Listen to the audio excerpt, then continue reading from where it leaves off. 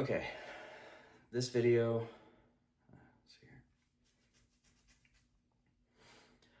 Thank you for watching this video.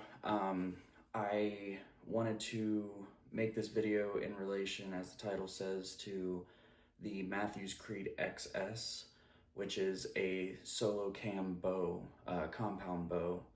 I believe that the Creed XS came out in 2013. And I'm not sure about other solocam bows or like older bows, for instance, when they came out, or different types of solocam bows, if they are different than this one in particular. But the reason I wanted to make this video is because there's a lot of information that I could not find online. You know, like forums and stuff, I really couldn't find any good information on how to tune this bow or tune arrows to the bow. So that's why I'm making this video, is to provide all the information that I have found. Now, with the Creed XS, I called Matthews and I wanted to make sure that I was doing everything properly. I tuned the bow myself. I had looked up a thread of somebody explaining sort of how to tune the bow, and they did give good information that helped me out tremendously. The problem when I came across that is nowhere in that thread did it explain about the top idler. And if people don't know much about solocam bows, they have the cam on bottom and then an idler on top. So all of your tuning that you're doing is happening on the bottom cam, and then there's a little bit more that happens with this cable on the top idler. So that was the information that I couldn't find. When I originally tuned the bow, the problem that I came up with is I didn't have the right amount of twists up at the top idler. So when you twist these cables right here, that changes how the idler leans. And actually some of the information that I was getting about idler lean is that a little bit of idler lean is okay with a solocam bow. When I called Matthews, the guy told me that is absolutely not the case. So not only, sorry, this is getting hot. So not only was I getting incorrect information online, which go figure, don't trust anything that you see online, but yeah, it's almost detrimental information. The problem with a idler lean is that the string can come off. And how you test idler lean is not when the bow is at rest. You need to come to full draw and then look at your idler and see if it's staying straight with the limbs. It needs to be parallel, you know, or I guess, yeah, just straight up and down at full draw with the limbs. The string needs to be in line with that idler. With that aside, I was seeing that you need to have about 4 twists in the left string or the left side of that cable, and about 6 to 8 on the right side, and that will even out. Do not tune a bow, and if you find that there is an idler lean, that's not good. Redo it, retune the bow. That was also not caught when I went to an archery range. This is not an archery pro shop. This was an archery range. And yes, they do tune bows and stuff, but I don't know, they just weren't catching certain things. But what I found is with a Matthews bow, let me grab this real quick.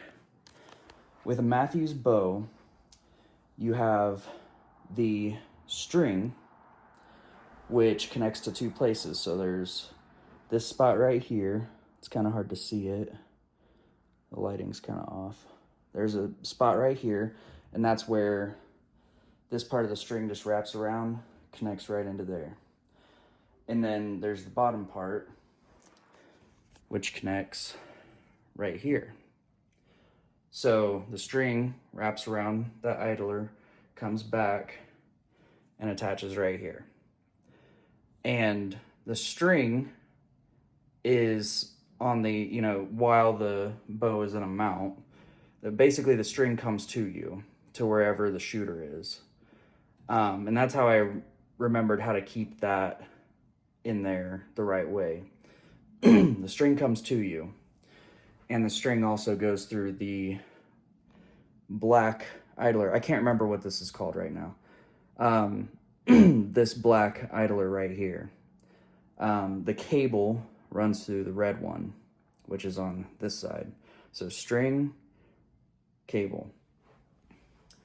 Obviously the cable connects up here, and then it runs through and goes down onto the bottom part.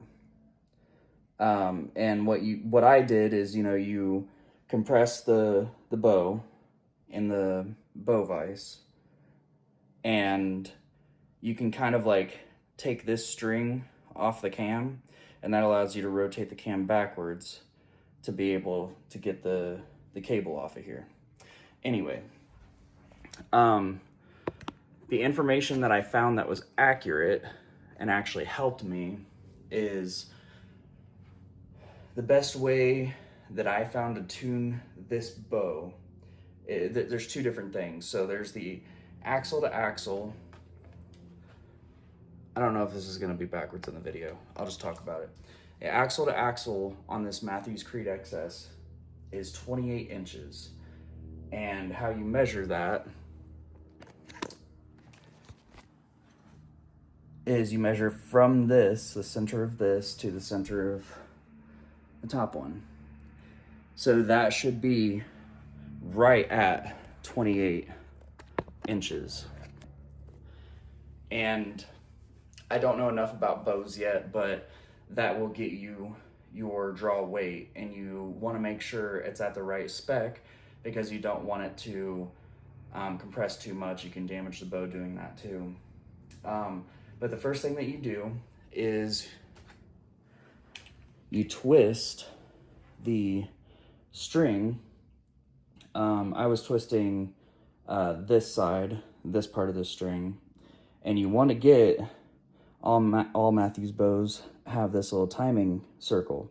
So the cable needs to go right through the center of that circle, and that tells you that the bow is in time. If it's not in the very center of that, and you probably can't tell in this video, but if it's not in the center of this, the timing is either advanced or retarded. So you want to get this in tune first. You want the timing to be proper first, and then you check the axle to axle. And if your axle to axle isn't correct, which it likely won't be whenever you first tune this, then you need to make other adjustments. And that includes obviously the string and the cable are two different sizes. If you are a 1/16 of an inch off, you either need to add or remove a certain amount of twists out of the string and the cables. So remember, your bow is already in tune. The timing is correct. So from that point, check your axle to axle and make an adjustment from there. The thread that I found, which helped me tremendously, basically says that the cable is, now this isn't exact, but the cable is like half the length of the string. It's not, it's different. But for however many twists you put in or take out of the cable, you need to double that for the string to keep the bow in time while you're making your axle to axle adjustment. And what I found is a 1/16 of an inch required 1 twist of the cable and 2 twists of the string. That put me completely in tune. So that made it extremely simple. So yeah, if so that's the first thing, is make sure that the bow is timed properly, and then from there check the axle to axle. If the axle to axle is off, then you add or remove twists from the cable and the string. And once your axle to axle is there, you're good. That the bow is finally in tune. Um, Another issue that I was having a problem with is my arrows, and I'll show you an example. Let me find one real quick. So let's say this arrow. This arrow was given to me by my dad along with the bow. I don't know how old these arrows are. They're probably really old, but they're a 340 spine. And they're pretty light.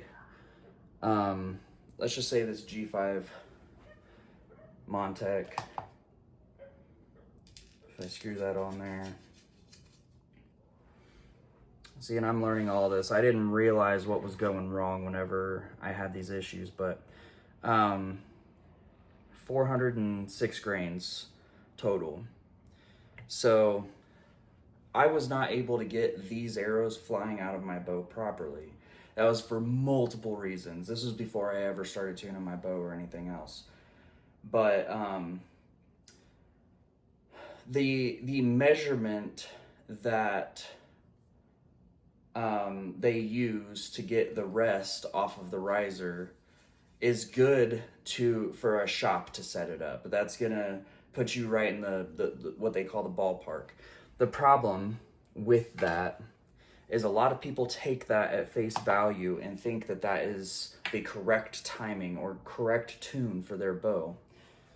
And what I have found with my bow is that's not correct. I don't know, I can't remember what the distance is of my rest from my riser, but my rest to get it properly arrow tuned, get my arrows tuned to my bow, is my rest is really close to my riser. And then a lot of people were giving bad advice about how to move your rest and stuff. One thing that I want to make apparent is with bows and arrows, there's a lot of misinformation on how to tune things. Don't take the internet's advice to face value. What I would recommend is you go to a pro shop and have them tune your bow. They will tune it properly, and then you need to shoot it, and you need to shoot some arrows through your bow and see what's going on. Again, I even took it to an indoor range, and they didn't pick out the issues that I was having. I'm not even trying to put that place down, but it's like there's certain things that you should be looking at as a pro shop. Yeah, anyway. Again, don't take someone else's word at face value when it comes to something that people don't know. And the thing is that people may know about bows and they may have years of experience with it, but they don't know your bow, and they're not actively in the moment looking at it with you or willing to take the time to look at it with you.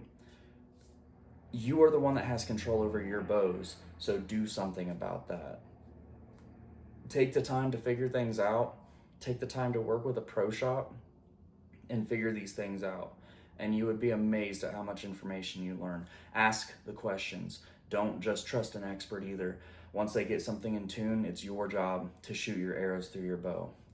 So, but that's how to tune a Matthews Creed XS. That may have been a lot of information. Hopefully people understand what I was going through here. I'll go through these specs real quick just so you know about this bow.